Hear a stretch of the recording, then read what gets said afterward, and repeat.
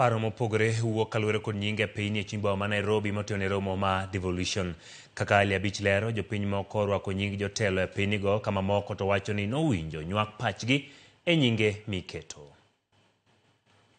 Seche madul mar governors dhi nyime kod timekruok margi mogik ne romo mar telo mar kor gwenge mibage kaunti ma Homa Bay juma manyien. Sirikand kaunti ma Homa Bay bende timo ikruok margi e yore mopogore motelo ne romo ma kamano juma manyien. Kachiel kuom ikruok ma gitimo en miyo piny mopogore manie boma ma Homa Bay nying.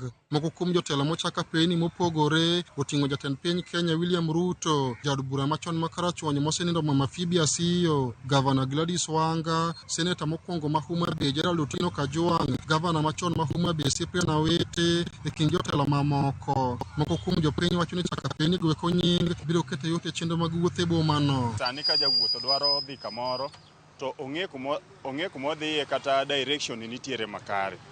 Wamor kuom county government kata gi government maduong' kuom timo mano. Mak mana ni nitiere thuondewa moko madongo mane wa expect ni nying gi okuongo tel e koka mamoko lu.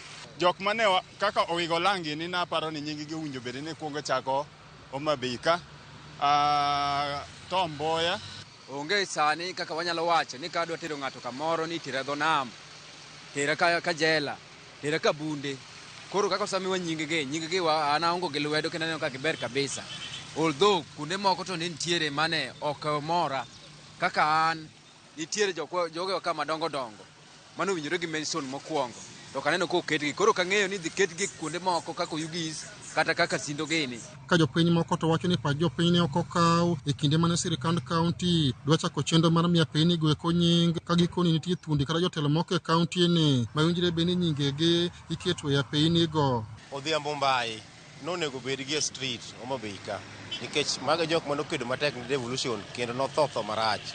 Namba 2, sama ne ichako streets gi nying nonego bed timo public participation nikech king'iyo nitie kuonde moko mokete e nyingegi moko winjore kaka kama koro chung'ani ka iluongo ni Dr. William Ruto Street.